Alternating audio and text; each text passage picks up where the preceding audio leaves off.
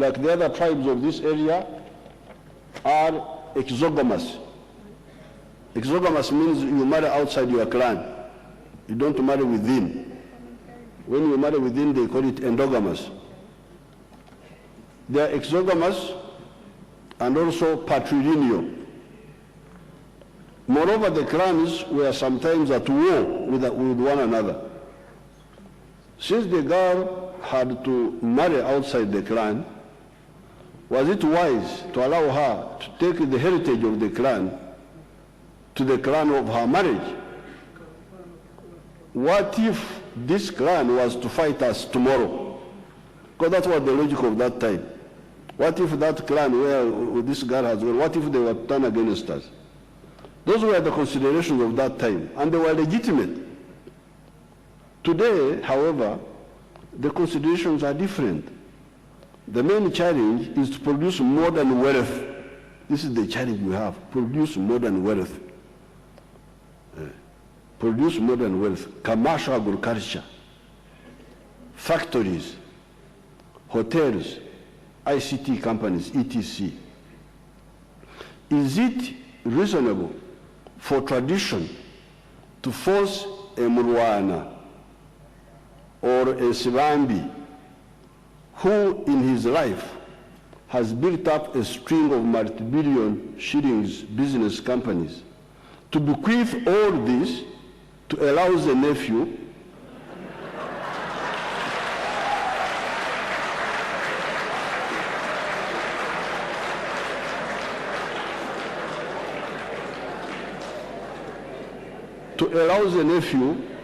because he is a male, or to leave the powers of selecting the heir to the clan members, some of whom may not have bothered to wake up to the need of modernization.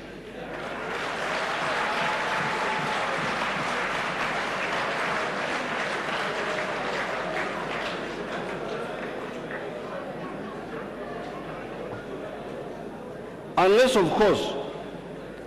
of course, we do not know well what a Muska is the heir, is supposed to do.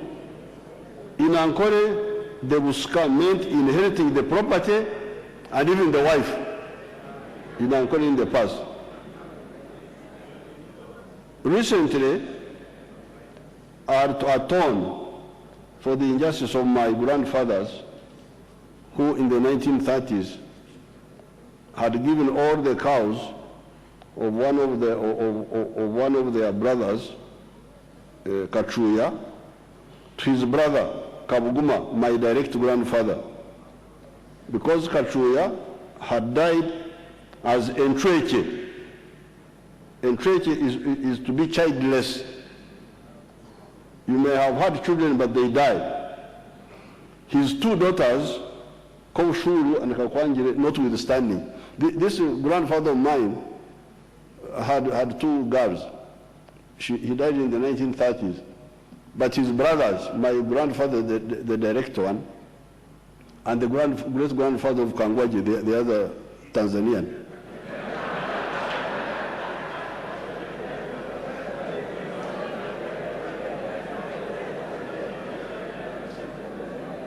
So because their brother died, he had only girls, they said he was an Entreche.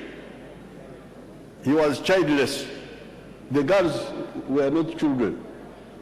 So they took his cows and gave them to my grandfather now. He inherited the cows of his brother. And the only right the girls had was to, and when my grandfather died, he gave the same cows to my uncle in 1941. Now, the only thing the girls had to do was to come to my uncle's home when they nibahikira bakwita kuhikira muriyahikira muriyagumana muhikira muriyaguma muhikira okuhikira to when you come umuruganda mwekiri ili rukonjo. Oh, okay, rukonjo, they speak some distorted Runyankore.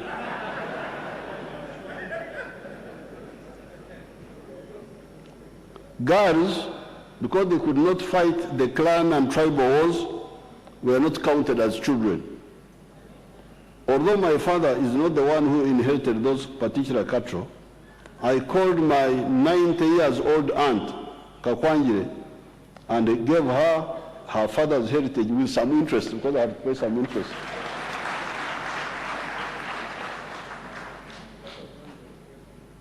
The way the law is now is reasonable. It gives absolute powers to the creator of the wealth to dispose it the way he or she deems fit, except for the children who are still minors. I don't know the law very well, I'm trying here. Except who are still minors. I think those are entitled to something, and the spouses are also, I think, entitled to something. What Africa lacks is wealth creation on a serious scale, and not negative traditional heirs. Not negative traditions and heirs. The latter are in plenty. We should not discourage the views of wealth creators by interfering with the will of the dead. The living wealth creators may then say, why should I toil if my wealth is going to be messed up by the clan? I had a good modest vendors with my late father. He still believed in Kujugisa, bride price, for the girls who are still under his direct care. I rejected Kujugisa for his granddaughters, my daughters. Instead, I would give my girls cows to escort them into their marriages.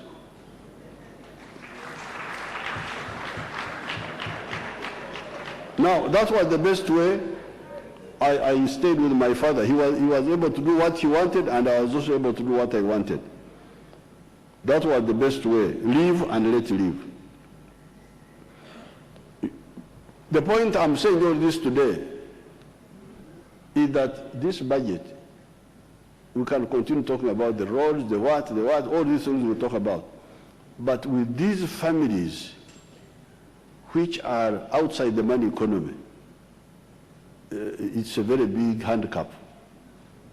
And really, I think that and it can be, these people can be brought into the money economy.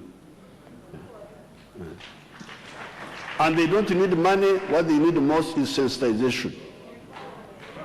No, don't tell me about empowerment. How much money do they drink per day? How much money do they drink per day? The other day, I went in the evening from Murira. I was going to my village in Baregi, and I passed through those villages, Barlonyo, those villages on the way. They are all sitting outside there drinking. When you look through the window of the car, they are just there drinking. Are they drinking without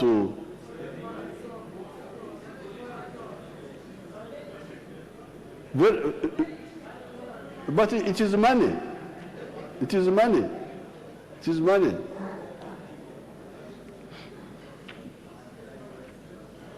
You heard the budget. My appeal to all the leaders, political, religious, cultural, is please work to modernize the families or family under your influence by convincing them to join the money economy with the Chibaro, Chura, Otita, Aymar. In my upcountry trips, I have pledged to create 3 new additional wealth and job creation funds. This will be the zonal fund for import substitution through value addition and export promotion. Then what I use the Nyankore word emyoga. Emyoga is a Nyankore word which means a specialization, a trade. If you are a blacksmith, that is omwoga. If you are a carpenter, that's your mwoga. So I thought, I tried to think of other words, but you can look at this, maybe get a better one. So we recently were in the district of Kasanda, and we identified 15 Myoga. And the fund we are going to create will provide money for each Myoga district per district. And that circle will be open to anybody who is doing that Myoga in that district if he wants, unless he doesn't want. And the Myoga we selected were, initially we had selected 13, but during my upcountry tour they added another 2, which I have no problem with. And the Myoga, the Boda Boda Association, Women Entrepreneurs Association, Carpenters Association, Saloon Operators Association. This is a big issue. For me, my hair has no problem. I don't need any assistance. But my granddaughters will insist that this is a very big business, a very big activity. And I tried also to learn what is it about. They said one operator can handle 5 heads in a day. Beyond that, you get very tired. So it's big. If you say we are 41 million, more than 50% are women. So how many will handle the heads? So it's really big business. So the Saloon Operators Association, Tax Operators Association, Restaurant Association, Welders Association, Market Vendors Association, Youth Leaders Circle, PWDs Association, Produce Dealers Association, Mechanics Association, Tailors Association. Now, when I was in Masindi, the media people said also, the media people, these who speak in the radios, they said also give us our circle. I said, okay. I had not thought about that. These are all together. They will be under that. They will be under that. They could have to be together. Then finally, recently, when I was in Heroes Day, the performing arts, the musicians, and the ones who act, they said we should have the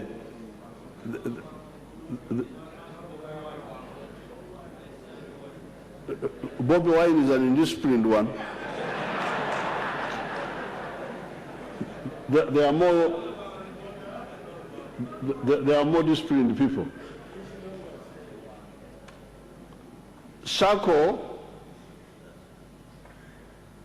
for all. Then number 3, I want to start a SACCO for all because the elected leaders, we have got a big number of elected leaders. If you take the LOC 1 committee, these are 11 people. And the villages in Uganda are more than 61,000. So you are talking about 600,000, almost 700,000 people. Now, those leaders apparently have been excluded from wealth creation. Because when they go there, they are told, for you are a leader, you don't come here. And then they have nowhere to go. So you have all those leaders in the LOC1 system. Then you have the councillors at the sub-county. Then you have the other leaders. Then you have the NRM leaders, the structures of the leagues. And I invite the other parties, if they have structures, they are most welcome. Once you are a leader, you are a leader. It must be a registered party. No, I cannot. I don't want to be arrested for aiding and abetting illegality. But by working with groups which are not registered under the law. So these leaders, we shall also form a fund for them. so that they can have their own bank. And even when he retires, even when he's no longer elected, he should remain. He should remain. Once he was there, he should remain, so that we give them support. SACCO, I will see how to, I will bring a supplementary if necessary.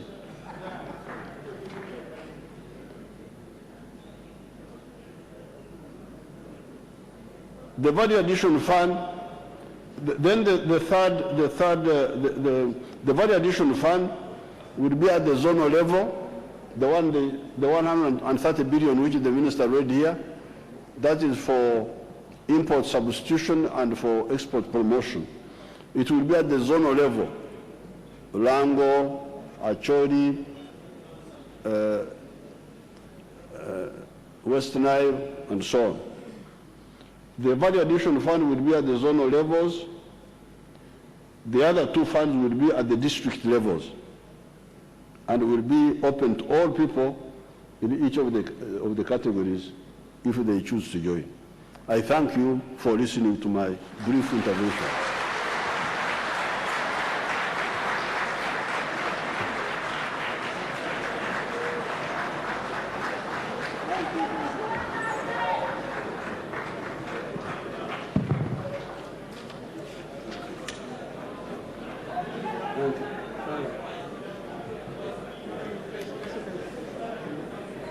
Item 6 on the order paper, adjournment.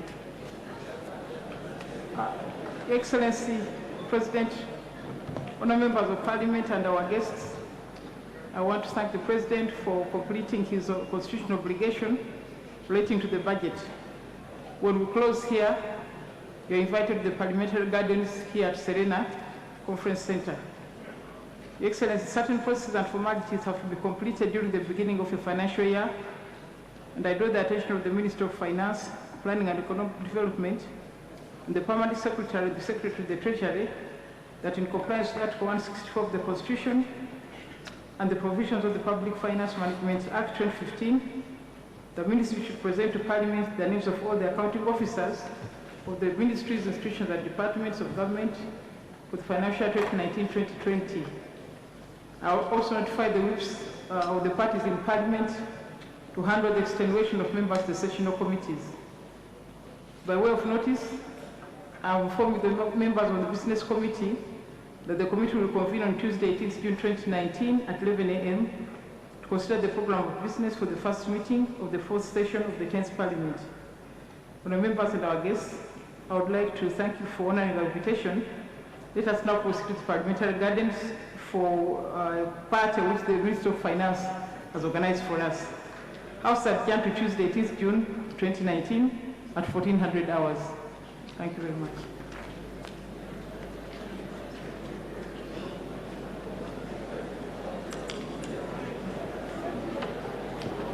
The anthems, East African anthem and the national anthem.